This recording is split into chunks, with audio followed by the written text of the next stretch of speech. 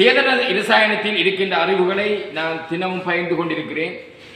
அதாவது என்னிடம் அறிவுள்ள அறிவுகளை நீங்கள் பெற்றுக்கொள்ள வேண்டும் என்பதற்காக எனக்கு பானையிலே இந்த ஆர்கானிக் கெமிஸ்ட்ரி பானையிலே அதிகளவு அன்று தந்தார்கள். யாழ்ப்பாணத்திலே 1982 சதீஷ் அவர்களும் ஜெகன் அவர்களும் அதே போன்று பாடசாலையில் நான் கார்மல் பாத்திமா கல்லூரி தேசிய பாடசாலையிலே கற்கும் போது பாக்கியரட்னம் டீச்சர் அவர்களும் தந்திருந்தார்கள். அந்த வகையிலே அவற்றையே நான் தற்போது பகிர்கின்றேன். நாங்கள் ஏற்கனவே எல்லா லெசன்லையும் பார்த்தது போது இன்றைக்கு பார்க்க போகிறது நான் கடைசி கிளாஸில் சமபகுதியம் பார்த்தேன். அந்த சமபகுதியத்தில் சமபகுதியம் என்றால் என்ன? வலுவளவின் அடிப்படையில் ஏக்கும் அல்லது இலக்கும் அல்லது பங்கீடு செய்யும் இலத்திரன்களின் எண்ணிக்கை அல்லது தரைநிலையில் அல்லது அரட்டப்பட்ட நிலையில் உள்ள சோடியற்ற இலத்திரன்களின் எண்ணிக்கை வலுவளவு. அந்த வலுவளவின் அடிப்படையில் கட்டமைப்புகள் உருவாக்கப்பட்டது என்று பார்த்து ஒரே மூலக்கூற்று சூத்திரத்தையும் வித்தியாசமான கட்டமைப்பையும் கொண்டிருந்தால் சமபகுதியம் என்று பார்த்தோம்.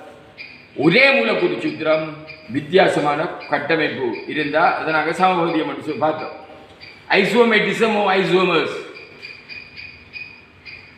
one molecular formula, different type of structural formula, one molecular formula, different type of structural formula, it is called isometism or the isomers. அந்த ஐசோமெட்டிசம் அந்த சமபகுதியத்தை அடிப்படையாக ரெண்டா பிரிக்கலாம் என்று பார்த்தாங்க. ஒன்று திண்ம சமபகுதியம், அடுத்தது அமைப்பு சமபகுதியம்.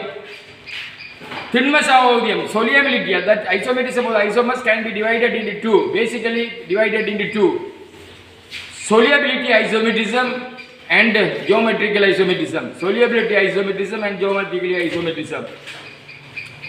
அந்த ஒளியியல் சமபகுதியம் என்றால் என்ன என்கின்றது தான் இன்றைக்கு பார்க்க போறோம். ஒளியியல் சமபகுதியம், what is optical isomerism or what is optical isomers என்றது தான் இன்றைக்கு பார்க்க போறோம்.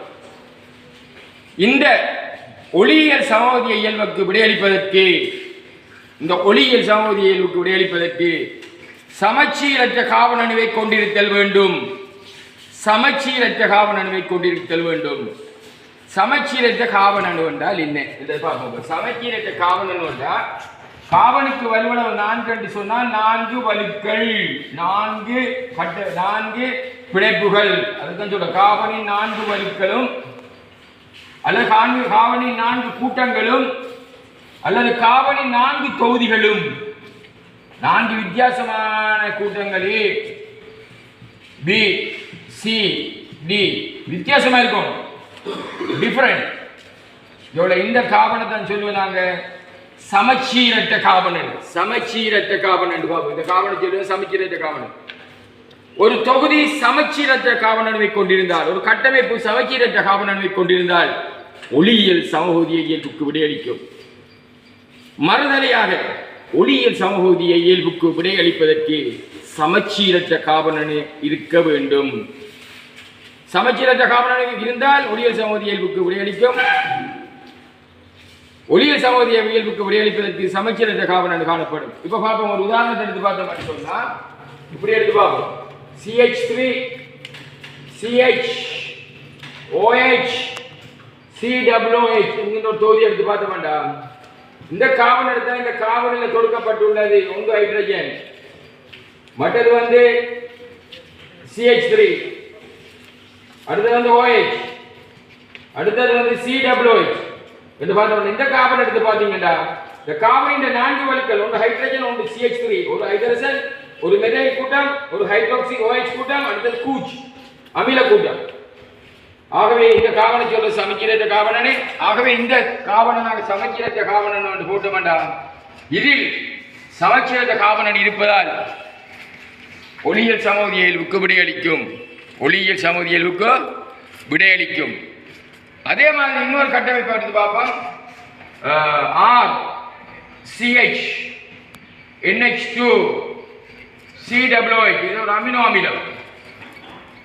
இதுல பார்த்தோம்னா R என்ற அல்கைல் கூட்டம், ஹைட்ரஜன், கூச் என்ற COH கூட்டம், NH2 என்ற அமைன்.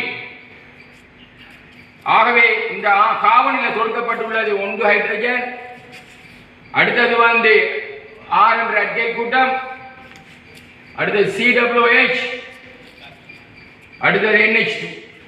அப்ப இந்த கார்பன் 4 ஒன்று ஹைட்ரஜன், ஒன்று அல்கைல், ஒன்று அமிலம், ஒன்று அமைன். ஆகவே இதுல சமச்சீரற்ற கார்பன் இருக்குது. ஆகவே இது ஒளியியல் சமூகத்திற்கு விடையளிக்கும். அல்லது இன்னொன்று எடுத்து பார்த்த வேண்டாம், கார்பன், இது குளோரின், இது புரோமின், இது அயோடின், இது ஹைட்ரஜன் என்று எடுத்த வேண்டாம். 4 வித்தியாசம். ஆகவே சமச்சீரற்ற கார்பன் ஒளியியல் சமூகத்திய இயல்புக்கு விடையளிக்கும். ஆகவே ஒளியியல் சமூகத்திய இயல்புக்கு விடையளிப்பதானால் சமச்சீரற்ற கார்பன் அணு இருக்க வேண்டும். சமச்சீரற்ற கார்பன் அணுவுக்கு இருந்தால் ஒளியியல் சமூகத்திய இயல்புக்கு விடையளிக்கும்.